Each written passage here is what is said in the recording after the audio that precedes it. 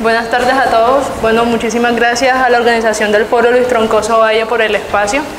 La ponencia de hoy se titula Cartografía de la brujería en Cartagena de Indias 1627-1635. Es el resultado de la investigación de mi tesis de pregrado sobre redes de denuncia a mujeres acusadas de brujería, justamente parte del segundo capítulo. Siguiente, por favor. Bueno, me gustaría empezar con una frase muy célebre que todos pensamos en realidad cuando suena la palabra brujería o pensamos en bruja, y es que no hay que creer en brujas, pero de que las hay, las hay. En toda sociedad la producción del discurso está a la vez controlada, seleccionada y redistribuida por un cierto número de procedimientos que tienen por función conjurar los poderes y peligros, dominar el acontecimiento y esquivar su pesada y temible materialidad. Desde esta mirada, que es una parte del orden del discurso de Michel Foucault, esta investigación se pregunta cómo se construyó especialmente la idea de brujería durante la primera mitad del siglo XVII y qué papel jugó este territorio urbano en las comunidades femeninas. Siguiente, por favor. Y bueno, para responder este proceso, trabajé con fuentes inquisitoriales que permiten rastrear estas dinámicas de redes de denuncia y de represión, pero que también nos muestran vínculos de sociabilidad y vecindad y sobre todo comunidad dentro de la parte urbana de Cartagena de Indias. Sobre todo, pues me gustaría empezar directamente con una fuente primaria. Un ejemplo directo lo encontramos el 26 de marzo de 1631, cuando doña Magdalena de Estrada se presentó voluntariamente ante el tribunal y denunció a Paula de Gilgus, una mujer libre de origen africano, a quien acusó de haberle enseñado un conjuro para atraer a un hombre. Esta escena es bastante poderosa y dice mucho, y son dos mujeres, un conjuro y una maquinaria inquisitorial completamente lista para registrar una palabra que al final será convertida en delito. Casos como este eran frecuentes en Cartagena, sobre todo desde la instauración de su tribunal en 1610, que se instauró con el fin de vigilar la ortodoxia de la fe y procesar a quienes quebrantaran esta ortodoxia de la fe, que eran los llamados herejes. Siguiente, por favor. Y bueno, este es un mapa, más o menos para ponerlos en contexto de los diferentes tribunales de Inquisición que existieron en América. Está el Tribunal de México, el Tribunal de Lima y el Tribunal de Cartagena. Si se dan cuenta, el Tribunal de Cartagena fue instaurado casi un siglo después de que iniciaron los dos primeros tribunales, el de Lima y el de México. Esto responde a una diferencia con respecto a la jurisdicción del territorio, ya que luego fue que se dieron cuenta que desde el puerto de Cartagena entraban muchísimas herejías y era necesario poner un tribunal desde ahí. Entonces, los delitos más juzgados en la Inquisición de Cartagena, podemos ver bigamias, proposiciones judaizantes, solicitantes. Lo que quiero mostrar con esto es que no solamente eran mujeres acusadas de brujería, sino que eran herejes en todo el sentido de la palabra. Siguiente, por favor. Entonces, ya metiéndome con respecto a las partes de las prácticas mágicas, a estas mujeres y también hombres que eran juzgados por prácticas mágicas, había una diferenciación entre lo que puede ser la hechicería, la brujería y la hierbatería. La hierbatería pues era el conocimiento y el uso de plantas. La hechicería, la manipulación de elementos específicos. Se necesita un elemento para que ese hechizo pueda llegar. Y la brujería, que ya es un pacto con el demonio, algo más satánico que luego les explicaré un poquitico más adelante, pero es para que tengan en cuenta qué tipo de prácticas eran juzgadas. Si una mujer tenía uso de conocimiento de hierbas, obviamente iba a ser juzgada por el Tribunal de la Inquisición. Siguiente, por favor. Esta parte de aquí es un ejemplo de un hechizo, un mechón de pelos, clavos e hilos, de un hechizo de 1640. Este es sacado de una parte de la Inquisición de los archivos en pares. Es como más o menos para ejemplificar cómo se veía un hechizo en esa época. Esto era lo que hacían las mujeres en su momento para tal vez amar a un hombre o simplemente pedir algo que ellos querían en ese momento. Y claro, también tiene que ver con tradiciones específicas de estas mujeres que venían sobre todo de África o venían de Cuba. Siguiente, por favor. Aquí les traigo un ejemplo de uno de los hechizos más utilizados en la colonia. Este se llama el suerte de las habas. Es muy común, en realidad los hechizos actuales son muy parecidos. Estos salen directamente textual en la fuente. Dice, suerte de las habas, para conocer las cosas por venir, dinero, amor, se debe tomar 24 habas, sal, alumbre, un pedazo de coral, papel, una monedita y un pedacito de plata. Juntar todo, ponerlo en el suelo sobre un paño, separar un haba que representa a la persona que pregunta y se dice: conjuros de suerte y habas, con Dios Padre, con Santa María y su Madre. Lo que ven a la derecha es una representación de imagen que hizo una artista plástica, Joyce Rivas, al coger varios conjuros específicos de mujeres y mostrarlos desde la imagen. Siguiente, por favor. Entonces, desde estas prácticas podemos sacar estos elementos específicos. Por ejemplo, las hierbas más usadas: hierba de tolú, hierba del tostón, hierba curiá, hierba larguita. Es muy difícil saber exactamente a qué hierba se referían. Ellas tenían un conocimiento específico dentro del espacio urbano de la época. Sobre todo cuando dice hierba de tolú, sabemos que la hierba venía de Tolú, pero no sabemos específicamente qué hierba es. Y con respecto a otros elementos, tiene que ver con pollo negro, partes de muertos, corazón de pollo, figura de cera de vudú, ara consagrada. Todos estos elementos ellas lo utilizaban, los conjuraban y según podían cambiar el curso de algo específico. Y por último, pues los típicos remedios que tenemos para el dolor: orégano, manzanilla y demás. Siguiente, por favor. Bueno, si revisamos las cifras del Tribunal de la Inquisición de Cartagena entre 1610 y 1650, encontramos en realidad que se procesaron un total de 440 personas y de ellas solamente 118 fueron mujeres, pero tenemos 332 personas que son masculinos, más o menos más del 73% de los acusados dentro de la Inquisición. Pero cuando lo ponemos específicamente en el delito de brujería, nos damos cuenta que hay 50 mujeres acusadas de brujería solamente frente a 6 hombres. ¿Esto qué quiere decir? Que la figura de la bruja como tal recaía desproporcionadamente en lo femenino en una sociedad donde las mujeres eran vistas como depositarias del pecado y de la inmoralidad.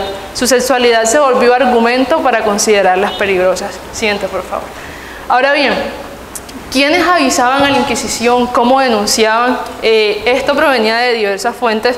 Podrían ser motivaciones por parte de vecinas, incluían también informantes anónimos. Incluso la Inquisición de Cartagena tiene una parte que es la ventana de la denuncia, que por ahí tiraban denuncias anónimas.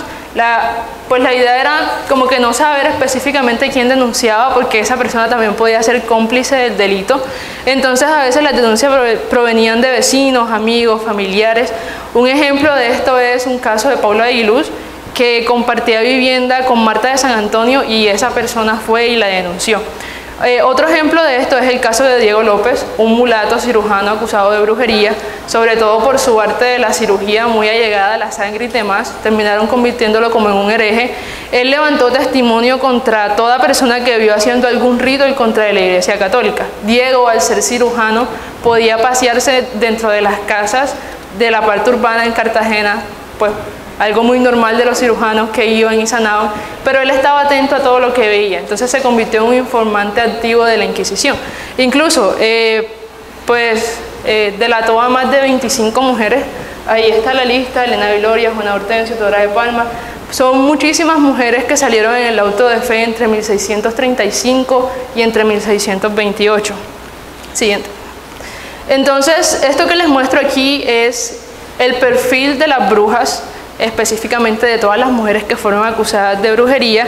De un total de 50 mujeres, 41 fueron denunciadas entre los quinquenios de 1627 a 1632, y en el auto de fe del 26 de marzo de 1633 aparecen un total de 25 personas, y de esta cantidad 21 eran mujeres acusadas de practicar brujería y una por hechicería, que era una doña blanca llamada Elena de la Cruz. Siguiente, por favor. Siguiente. Entonces, ¿qué podemos ver en estas partes de estas tablas? Que estas mujeres primero eran esclavas, mestizas, mulatas. La gran mayoría eran negras, jorras, eso quiere decir que eran negras ya libres. Y también vemos una diversidad geográfica. Venían de España, venían de Santo Domingo, venían de Puerto Rico, venían de Tolú, de Cartagena, incluso directamente desde África. Entonces, esta parte de aquí, muestro Tolú y muestro Cartagena porque estos dos puntos se consideraban puntos específicos donde había mucha cantidad de esclavos. Entonces se decía que desde ahí venían esta parte de las prácticas mágicas. Siguiente, por favor. Entonces, en este sentido, la cartografía urbana de la brujería se puede reconstruir gracias a que en las declaraciones de las procesadas y en los testigos se indican los lugares de residencia y de realización de reuniones. Por ejemplo, siguiente, por favor. María Quelembe dijo que vive en la casa de Joan de Bifara junto a Elena de Viloria y Juana, que por otro nombre la conocen como Gramajo, que vive frente de Santa Clara. Estos pequeños pedacitos dentro de estos documentos que se pueden leer entre líneas porque los procesos de fe no están completos, nos dicen exactamente dónde vivían las mujeres. ¿Puedes retroceder un poquito? Retroceder la diapositiva. Esta parte que vemos aquí es la división de los barrios en la época. El recinto de Cartagena se dividía en 4 barrios a partir de un cruce de calles donde estaba situada la torre de la iglesia de San Agustín, la actual torre de la universidad, y se partía entre lo que es Getsemaní, Santo Toribio, La Merced y Santa Catalina. Siguiente, por favor. Entonces, desde este punto podemos especificar dónde vivían esas mujeres acusadas de brujería. Por ejemplo, en el barrio de Santo Toribio residían en la calle de San Diego Juana Fernández Gravajo, que vivía al frente de Santa Clara, Elena de Viloria, Juana Hortensio, Juana de Mora, Teodora de Salcedo. ¿Puedes pasar? Justamente en donde está la A, que sería la parte roja que está al lado del 2, ese es el convento de San Diego. Entre esas 2 calles vivían la gran mayoría de mujeres acusadas de brujería, más o menos entre 5 y 6. También estaba la calle de la Cruz, donde vivía Paula de Aguiluz, que es la parte que dice 1, y también varias vivían alrededor de una plaza que era conocida como la Plaza de los Agüeyes, que es la parte de la D. Y por último, algunas residían en la parte de atrás de lo que es hoy el Museo Naval. Era en ese entonces el Hospital San Sebastián. Siguiente, por favor. Entonces, ¿por qué les muestro estos lugares y por qué son importantes específicamente? Porque dentro de estos lugares, estos puntos de la ciudad, se daban lo que son las reuniones de brujas, las reuniones o juntas de brujas. Esta parte de aquí que les presento es directamente sacada de la fuente primaria, donde habla de una transcripción de lo que es una junta de brujas de la época. Por ejemplo, les leo nada más 3 líneas. Acabó del dicho reniego, abrazó a su madrina y le dio por compañero a un demonio llamado Chochuelo para que la acompañase, el cual le mandó a hacer una cruz con el pie izquierdo en el suelo y la deshiciese con el rastro. Eso quiere decir que está haciendo el rito demoníaco que normalmente se hace en las supuestas juntas de brujas. Además de eso, bailaron alrededor de un cabrón, a quien besaron en el trasero todas las brujas, y ésta lo besó, y al hacerlo despidió una ventosidad hedionda piedra azufre. Luego cenaron las tortas que no tenían sal ni sabor de cosa alguna, y acabada la cena se echó cada bruja con su diablo, y ésta con su chozuelo, y lo conoció carnalmente. Esto es muy común en realidad. Es como una forma de mostrar las juntas de brujas, pero en los documentos parece copia y pega en realidad. Y pues investigando un poco de dónde viene este rito satánico, que en realidad lo que hicieron fue acomodarlo aquí a las mujeres africanas, mestizas y mulatas que no tenían ni idea como tal lo que era un macho cabrío, empezamos a ver referentes específicamente en Europa. ¿Puedes pasar, porfa? Entonces, este relato en realidad guarda una correspondencia con el imaginario visual europeo en grabados como los de Hans Baum y también en grabados como el aquelarre de Goya y los grabados de los caprichos, donde la bruja aparece vinculada, dame 5 minutos, vinculada a la locura, el deseo y la amenaza. ¿Puedes pasar, por favor? Entonces aquí vemos esta parte de las reuniones de brujas, que son los llamados sabbat, que donde aparece el macho cabrío, incluso la parte de la idea de que las brujas comen niños, las brujas vuelan en escobas. Todo eso es una idea específicamente que viene desde Europa, instaurada aquí específicamente.